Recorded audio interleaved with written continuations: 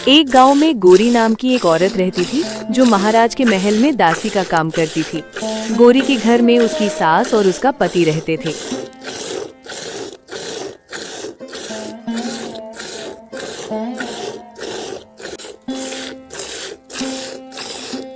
अरे बहू, इतनी देर लगा दी गाय का दूध निकालने में, क्या हाथ टूट रहा है तेरा?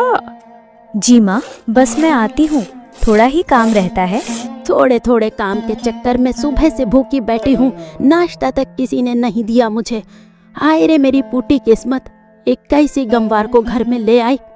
अरे ओ हरिया, कहाँ मर गया है तू? क्या हो रहा है माँ, क्यों चिल्ला रही हो? ए गौरी, ये मैं क्या सुन रहा हूँ? अब तक माँ को नाश्ता नहीं दिया, और मेरा नाश्ता कहाँ गया है? अरे जी, अभी थोड़ी देर पहले ही सारा काम खत्म किया है, इसीलिए थोड़ी देर हो गई। अब नाश्ता बनाने ही जा रही हूँ, फिर महल के लिए भी निकलना है। अरे ओ घोरी, किसको दिखा रही है ये महल के ठाठ? रानी तो है नहीं तू, बस दासी है दासी, समझी? और सुन ले, माँ को नाश्ता दिए बिना अगर कहीं गई तो बुरा होगा। नहीं नहीं जी, मैं अभी नाश्ता बना देती हूँ। माँ को नाश्ता दिए बगैर तो मैं कभी भी नहीं गई। क्यों माँ, कभी ऐसा हुआ है क्या कि मैंने आपको नाश्ता दिए बगैर घर से निकलने दिया हो? अच्छा, प्रवचन नहीं, तुमसे नाश्ता मांगा था। बढ़िया ही प्रवचन देने वाली। चलो माँ, अंदर चलते हैं। गोरी की जिंदगी ऐसी ही थी। सारे घर का काम करने के बाद गोरी महल की ओर निकलती थी। गोरी को कोई संतान नहीं थी, जिसके ताने उसे हर रोज ही मिलते थे।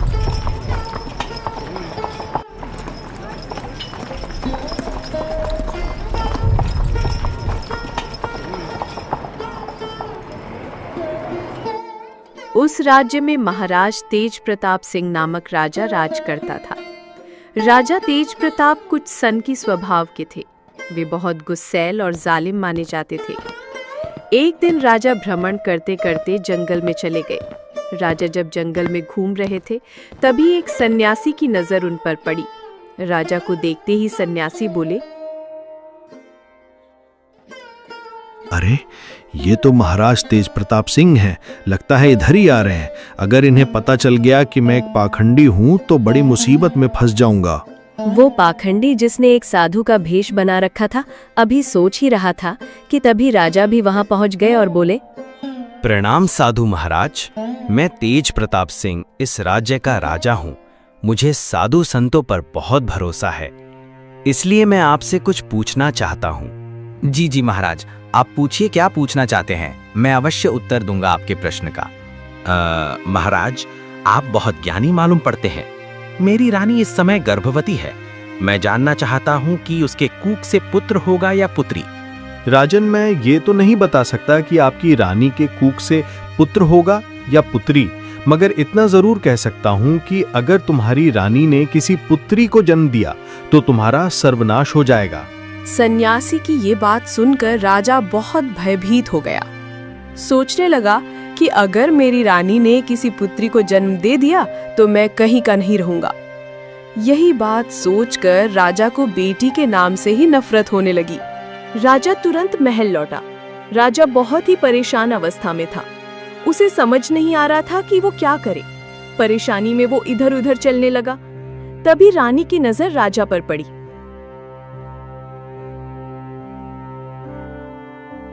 महाराज, क्या बात है? आप बहुत चिंतित मालूम होते हैं। कैसी परेशानी है? मैंने आज तक आपको इतना परेशान कभी नहीं देखा। परेशानी आप है रानी, आप ही मेरी परेशानी का कारण है। मैं कैसे महाराज? मुझे कुछ समझ नहीं आ रहा। और सुन लीजिए जरा ध्यान से रानी, अगर आपने एक बेटी को जन्म दिया तो उसे तो मैं मरवा ही डालूंगा, मगर आपको भी जिंदा नहीं छोड़ूंगा। समझ गई ना आप? रानी ने जैसे ही राजा की ये बात सुनी, उनके तो पैरों तले जमीन ही खिसक गई। रानी दिन रात इसी बात के बारे में सोचती रहती और यही प्रार्थना करती कि उनके यहाँ बेटी ना हो। इसी तरह समय बीतता गया और ऊपर वाले की मेहर से रानी ने एक बहुत ही सुंदर पुत्र को जन्म दिया। महलवासियों, सब खुशियां मनाओ, महल का उत्तराधिकारी आ गया है। सब नाचो, घूमो और गाओ। महाराज को जैसे ही ये खबर मिले वो खुशी से झूम उठे। महल खुशियों से गूंज उठा, चारों ओर संगीत बजने लगा। अधिकारी और दासियां झूम झूम कर नाचने लगे, मानो पूरा महल उत्सव में डूब गया हो।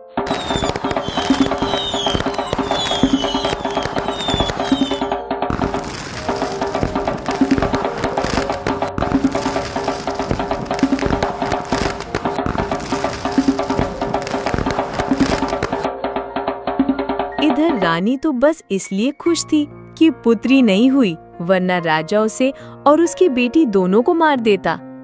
ऐसे ही समय बीत गया। राजकुमार अब 2 साल का हो गया था। रानी फिर से गर्भवती थी। राजा रानी के कक्ष में आए और बोले, मैं कुछ समय के लिए रीथनगर जा रहा हूँ। वहाँ हमारे कुछ मित्र हैं। उन्होंने हमें निमंत्रण दिया है। राजकार्य को कुछ समय के लिए मंत्री ही देखेगा और आप भी यहाँ हैं तो हमें कोई चिंता नहीं है। मगर याद रखना रानी, हमें लौटने में समय लगेगा। यदि तुम्हारा गर्भ से बेटी का जन्म हुआ तो उसे मरवा देना। मैं बेटी का चेहरा नहीं देखना चाहता। जी जी महाराज, आप निश्चिंत होकर जाइए। मैं यहाँ का सब काम देख लूंगी और पहुँचकर हमें पत्र लिख देना कि आप अपनी मंजिल पर पहुँच गए हैं। राजा को वापस अपने नगर लौटने में कई महीने का समय लग गया, लेकिन इस दौरान रानी ने एक पुत्री को जन्म दिया। जिस बात का डर रानी को था वही हुआ। बेटी को देखते ही रानी घबरा गई। अरे ऊपर वाले, जिस बात का डर था वही हो गया। अब तो राजा के आदेश के अनुसार बेटी की हत्या करनी पड़ेगी। ये गिरा हुआ काम मैं कैसे करूं? मैं एक माँ हूँ। मुझे जितना बेटा प्यारा है उतनी ही बेटी भी प्यारी है। कन्या हत्या का पाप तो बहुत बड़ा होता है। इतना कहकर रानी रोने लगती है। तभी एक दासी रानी के कक्ष में आती है और आकर रानी से कहती है, रानी, गुस्ताखी माफ हो, आप इतना क्यों रो रही हैं? पुत्र के जन्म पर तो खुशियां मनाई गई थी और आज पुत्री के पैदा होने पर मातम मनाया जा रहा है। क्या ये विपदा महल में भी होती है रानी? नहीं गौरी, मैं एक माँ हूँ। मैं कैसे भेदभाव कर सकती हूँ? पुत्र और पुत्री में वास्तव में जो नहीं होना चाहिए वही हो गया। महाराज ने कन्या को मारने का आदेश दिया है। अब आप ही बताओ, मैं इस मासूम की जान कैसे ले सकती हूँ? बस यही सोच सोच कर मैं रो रही हूँ। अरे रानी साहिबा, आप चिंता न कीजिए। आप राजा से कह दीजिए कि मैंने पुत्री को मरवा दिया। हम आपको आपकी पुत्री को महल वासियों के सामने मारने के लिए ले जाते हुए दिखाएंगे, लेकिन वास्तव में हम उसे मारेंगे नहीं बल्कि पालेंगे। अगर कोई पूछेगा तो मैं कह दूंगी कि ये मेरी भतीजी है। इस तरह इस बच्ची की जान भी बच जाएगी और राजा की नजरों से भी ये दूर हो जाएगी। ये सुनकर रानी बड़ी खुश हुई और रानी बोली, आह, ये पुत्री भले ही मुझे देखने को ना मिले, कम से कम जीवित तो रहेगी मेरी पुत्री। गौरी, मैं तुम्हें अपनी पुत्री के पालन पोषण के लिए दान आभूषण भी दूंगी। मेरी पुत्री को तुम्हें राजकुमारी की तरह ही पालना होगा। जी जी रानी, आप चिंता मत करें। मैं आपकी राजकुमारी को राजकुमारी की तरह ही पालूंगी। इतना कहकर दासी ने राजकुमारी को उठा लिया और फिर सारे महल वासियों के सामने ऐसा दिखावा किया मानो वो राजकुमारी को मारने के लिए ले जा रही हो। महल से निकलते ही गौरी ने रानी के दिए हुए दान से एक तांगे को रोका और उस पर बैठकर अपने घर की ओर निकल पड़ी। गौरी सारे रास्ते बस यही सोचती रही कि इस मासूम को घर ले जाकर वो अपनी सास और अपने पति से क्या कहेगी। क्या वो इस मासूम को पालने देंगे? गौरी चिंता में डूबी हुई थी कि इतने में तांगा उसके घर के पास पहुंच गया। वो तांगे से उतरी और घर के अंदर चली गई। अरे गोरी, ये क्या है? ये किसका बच्चा उठा कर ले आए हो तुम? और इतने पैसे कहाँ से आए तुम्हारे पास? तुम टांगे पर बैठकर आई हो? अरे मुझे सांस तो लेने दो, आते ही 100 सवाल करने लग गए हो तुम। गोरी, मैं तुमसे कुछ पूछ रहा हूँ। ये किसका बच्चा है और तुम कहाँ से आ रही हो? अरे मैं महल से आ रही हूँ और ये एक कन्या है, ये राजकुमारी है। राजकुमारी? क्या तुम महल से राजकुमारी को चुरा कर ले आई हो गोरी? पागल तो नहीं हो गई तुम? अरे नहीं नहीं, चुरा कर नहीं लाई हूँ। रानी ने इसे पालने के लिए मुझे दिया है, क्योंकि राजा ने इसे मारने का हुक्म दिया था। इसलिए मैं इसे छुपाकर यहाँ ले आई। रानी ने इसे पालने के लिए मुझे बहुत सारा धन और आभूषण दिए हैं। गौरी का पति और उसकी सास बड़े ही लालची थे। दोनों बहुत खुश हुए कि अब महल से दान की प्राप्ति होगी और राजकुमारी के नाम पर वे जितना लूटना चाहें रानी को लूट सकते हैं। मगर गौरी एक अच्छी औरत थी, वो किसी भी लालच में पड़ना नहीं चाहती थी। अरे मेरी सास का लालच तो दिन ब दिन बढ़ ही रहा है। आज पता नहीं क्या मांगने को बोलेगी रानी से। अरे ओ गोरी, कल मोही, क्या तू गाय का दूध ही निकालती रहेगी या महल भी जाएगी? अरे ऊपर वाले की कृपा से कितना अच्छा मौका मिला है और तू अभी तक यहाँ बैठी हुई है। हाँ माँ, मैं बस ये काम खत्म कर दूँ तो उसके बाद जाती हूँ। हाँ हाँ, बड़े काम करती है तू कमकल। बातें तो सुनो इसकी। अब उठ, दफा हो। और हाँ, रानी से 9 लाख हार मांगना है तूने। 9 लाख हार मांग? क्या हो गया है आपको? मैं रानी से 9 लाख हार क्यों मांगूंगी? भला बताइए तो। क्योंकि तू एक मूर्ख औरत है। अरे नालायक, कहीं कि तुझे नहीं चाहिए कुछ भी तो हमें चाहिए, समझी? आज अगर तू 9 लाख हार न लेकर आई तो इस घर में मत आना। माँ जी, हाँ अच्छा ठीक है, मगर इतने लालच अच्छे नहीं होते। अरे ज्ञान मत दे मुझे। चल अब निकल, वरना मुझे डंडा उठाने में जरा भी देर नहीं होगी। गौरी अपनी सास से डरकर उठी और फिर जल्दी में उठकर दूध से भरी हुई बाल्टी रख दी। उसने राजकुमारी को प्यार किया और फिर महल की ओर निकल पड़ी। गौरी मन ही मन सोच रही थी कि आज वो रानी से 9 लाख हार की बात कैसे करेगी, मगर उसके दिल में सास का डर भी था। इस तरह काफी समय बीत गया। जब राजा वापस लौटा तो उसे बताया गया, महाराज, आपके जाने के बाद आपके यहाँ एक पुत्री ने जन्म लिया था। आपके आदेश के अनुसार उसे मारकर जमीन में दफना दिया गया है। राजा ये सब सुनकर मन ही मन मुस्कुराया। इस तरह काफी समय बीत गया। अब गौरी की बेटी यानी राजकुमारी भी बड़ी हो चुकी थी। राजकुमारी बहुत ही ज्यादा सुंदर थी। एक बार जो उसे देखता था फिर देखता ही रह जाता था। अरे कमबख्त, मेरे घर में पानी की एक बूंद भी नहीं है। क्या चाहती है तू कि मैं बूढ़ी औरत होकर पानी लेने जाऊं? तभी तेरे कलेजे को ठंड पड़ेगी, बता तो। नहीं नहीं दादी माँ, आप क्यों जाएंगी? मैं हूँ ना, मैं जाती हूँ, मैं ले आती हूँ पानी। आप माँ को बता देना कि मैं पानी लेने जा रही हूँ। एक दिन की बात है, राजा तेज प्रताप अपने नगर की सैर कर रहे थे। जब उनकी सवारी उस दासी के घर के सामने से गुजरी तो राजा की नजर उस खूबसूरत कन्या पर पड़ी। रूपवती तो वो थी ही, पर उस समय और भी अधिक सुंदर प्रतीत हो रही थी। रथ पर बैठे राजा तेज प्रताप अचानक उसे देखकर स्तब्ध रह गए, क्योंकि वो अत्यंत रूपवती थी। उसकी सुंदरता पर राजा मोहित हो गया। उसी समय राजा ने अपने मंत्री से पूछा, ये मंत्री, ये राजकुमारी जैसी दिखने वाली कन्या कौन है? उसके रूप ने तो मुझे घायल कर दिया है। जल्द से जल्द इसका पता लगाओ। मंत्री ने जैसे ही राजा का आदेश सुना, आनन फानन उस सुंदर कन्या के घर तक पहुंच गया। वहां जाकर वो आश्चर्यचकित रह गया, क्योंकि ये तो महल में काम करने वाली एक दासी का घर था। मंत्री ने तुरंत राजमहल लौटकर राजा को सारी बात विस्तार से बताई। महाराज, महाराज, वो कोई राजकुमारी नहीं बल्कि एक दासी की बेटी है। वही दासी जो हमारे राजमहल में सेवा करती है। महाराज। मंत्री जी, वो लड़की बहुत सुंदर है। उसने मेरी रातों की नींद उड़ा दी है। उसकी मोहनी मूरत मुझे बार बार बेचैन करती है। उसके बिना तो अब मैं रह नहीं पाऊंगा। एक काम करो, कुछ लोगों को साथ ले जाओ और उस बूढ़ी औरत के घर जाकर उस लड़की से मेरे विवाह की बात करो। ठीक है महाराज, जैसे आप चाहते हैं वैसे ही होगा। मैं खुद उस बूढ़ी दासी के घर जाऊंगा। मगर याद रहे मंत्री जी, जाते हुए बहुत सारे तोहफे ले जाइएगा, ताकि वो लोग मेरी आयु भूल जाएं।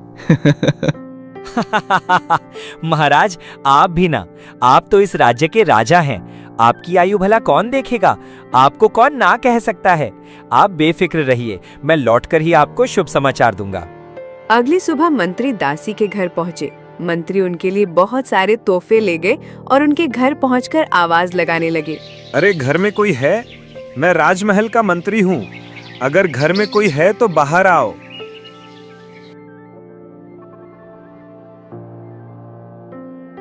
मंत्री जी, आप यहाँ?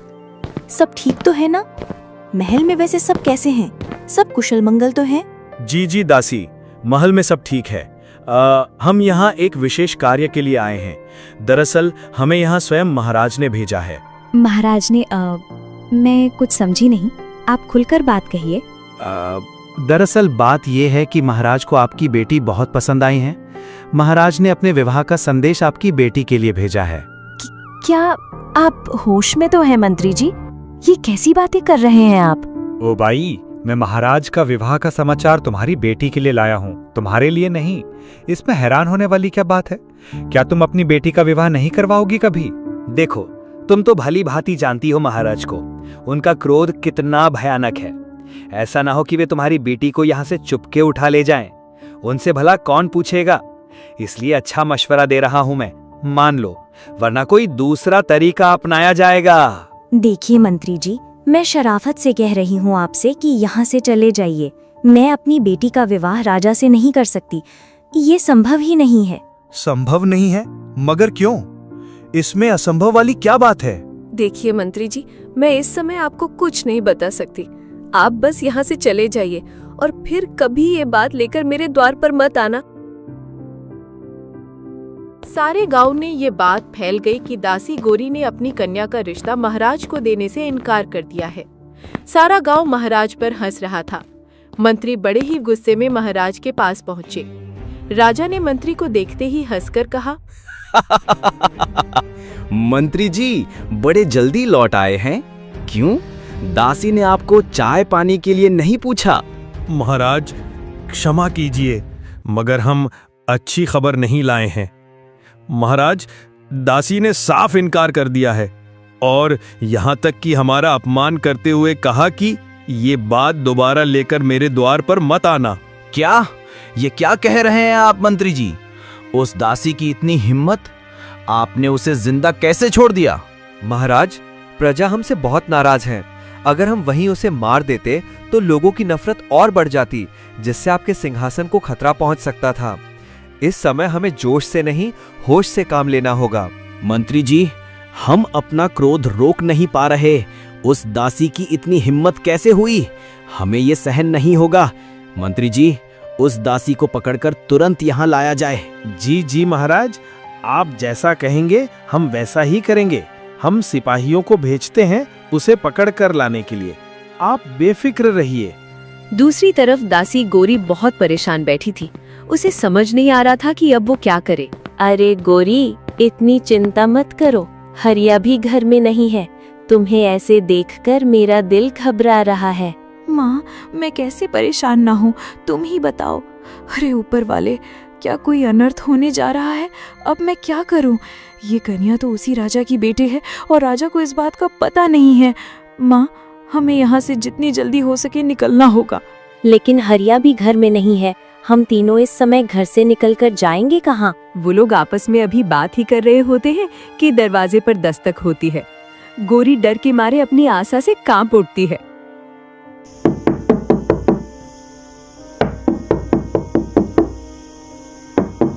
माँ, इस वक्त कौन हो सकता है? अरे डर मत, हरिया होगा। जाकर दरवाजा खोल।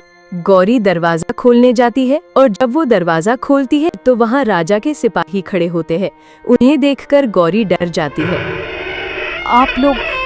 आप लोग यहाँ इस वक्त क्यों आए हैं? हमें महाराज ने भेजा है, तुम्हें लेने आए हैं और तुम्हें हमारे साथ चलना होगा अभी। गोरी बहुत डर जाती है और समझ जाती है कि अब उसके पास कोई रास्ता नहीं है, इसलिए वो सिपाहियों के साथ महल की ओर रवाना हो जाती। महाराज, ये वही आपके शत्रु हैं जिन्होंने आपका अपमान किया था और आपके विवाह के प्रस्ताव को ठुकराया था। एक दासी की बेटी के लिए हमने विवाह का प्रस्ताव भेजा और एक दासी की इतनी हिम्मत कि वो हमें इनकार करे। सिपाहियों, इसे तब तक मारो जब तक कि ये विवाह के लिए राजी ना हो जाए। महाराज, हमें क्षमा कर दीजिए। महाराज, आप उससे शादी नहीं कर सकते। वह मेरी बेटी नहीं है।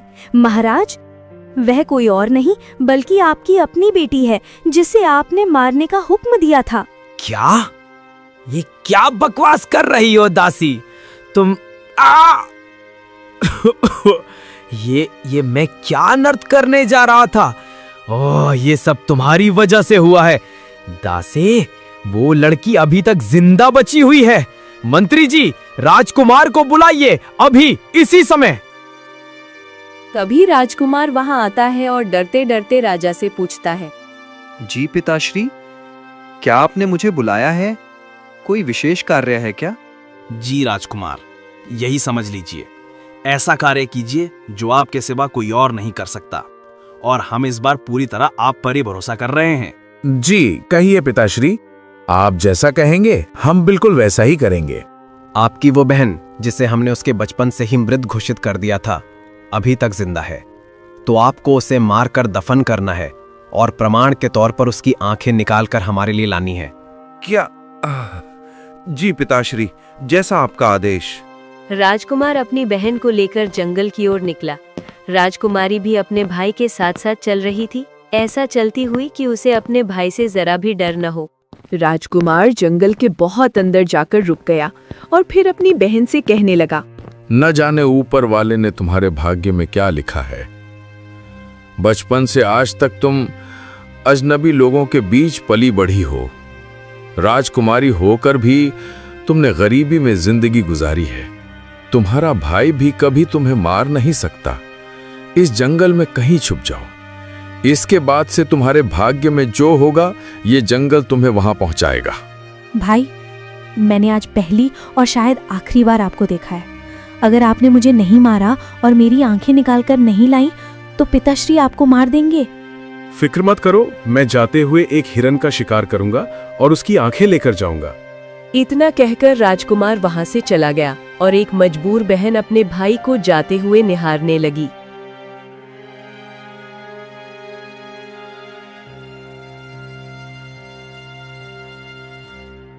इस तरह राजकुमारी को उस जंगल में रहते हुए काफी समय गुजर गया। वो पेड़ों से फल और पत्तियां खाकर अपना गुजारा करती थी। अब उसकी हालत बहुत खराब हो गई थी। उसके वस्त्र फट चुके थे। तभी उस जंगल में दूसरे राज्य का एक राजकुमार भ्रमण करने आया और उसे कुछ आवाजें सुनाई दी। अरे, ये रोने की आवाज कहाँ से आ रही है? लगता है कोई मुश्किल में है, और ये आवाज भी किसी स्त्री की लग रही है। राजकुमार की आवाज सुनकर राजकुमारी चुप हो गई। तभी राजकुमार बड़े प्यार से बोला, देखो, मैं एक राजकुमार हूँ। तुम जो भी कठिनाई में हो सामने आओ, मैं तुम्हारी जरूर मदद करूंगा। मैं तुम्हें वचन देता हूँ, तुम सामने आओ। तभी झाड़ियों से हलचल होती है और एक बहुत ही सुंदर स्त्री बाहर आती है। राजकुमार उसे देखकर हैरान रह जाता है। इतनी सुंदर लड़की? तुम कौन हो और इस जंगल में क्या कर रही हो? मेरे वस्त्र फट चुके हैं। आप मुझे कुछ ओढ़ने के लिए दे दीजिए ताकि मैं इन झाड़ियों से बाहर आ सकूं। तभी राजकुमार ने उसे अपनी चादर दी और राजकुमारी झाड़ियों से बाहर आ गई। राजकुमार, मैं एक साधारण सी लड़की हूँ। मुझे मेरे पिता ने मारने के लिए इस जंगल में छोड़ दिया था क्योंकि उन्हें बेटियों से नफरत थी। मैं काफी समय से यहाँ हूँ। पेड़ों के फल और पत्ते खाकर गुजारा कर रही थी अब तक। क्या ऐसा निर्दयी पिता भी होता है? ओहो, तुम्हारे साथ तो बहुत बुरा हुआ है। तुम्हारा यहाँ जंगल में रहना ठीक नहीं है। क्या तुम मेरी रानी बनोगी? मैं तुमसे विवाह करना चाहता हूँ। जी राजकुमार, अगर आप मुझे अपने महल की रानी बनाना चाहते हैं तो मैं तैयार हूँ। फिर राजकुमार राजकुमारी को लेकर अपने महल की ओर रवाना हो गया और महल पहुंचकर राजकुमार ने उससे विवाह कर लिया।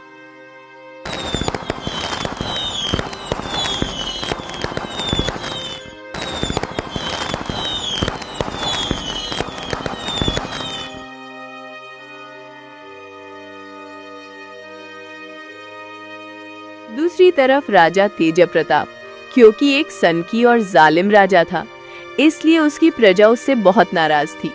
इस बात का फायदा उठाने के लिए दूसरे राज्य के राजा उसके राज्य पर हमला करना चाहते थे। उन्हीं में से एक राजा की बेटी का पति राजकुमार युवराज भी था। मगर राजकुमार युवराज को ये मालूम नहीं था कि उसकी रानी असल में राजा तेज प्रताप की बेटी है। और एक दिन राजकुमार युवराज ने तेज प्रताप के राज्य पर हमला कर दिया और उसके महल में घुस गया। राजकुमार, हमें क्षमा कर दीजिए। हमने अपनी प्रजा पर बहुत अत्याचार किए हैं। हम अपनी हार स्वीकार करते हुए आपसे क्षमा मांगते हैं। युवराज, हमें माफ कर दीजिए।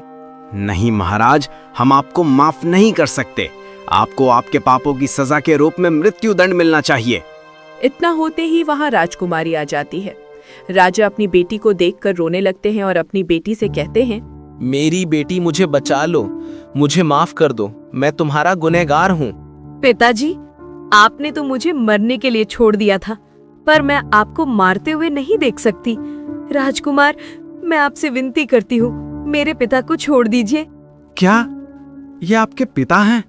इतना निर्दयी पिता, और एक बेटी का आपने पिता से इतना प्यार? हाँ, ठीक है रानी, आप कहती हैं तो हम आपके पिता को क्षमा कर देते हैं, मगर अब ऊपर वाला आपके पिता को क्षमा करेगा या नहीं, ये मैं नहीं कह सकता। इस तरह राजकुमारी ने राजा को क्षमा कर दिया और वे सब खुशी खुशी महल में रहने लगे।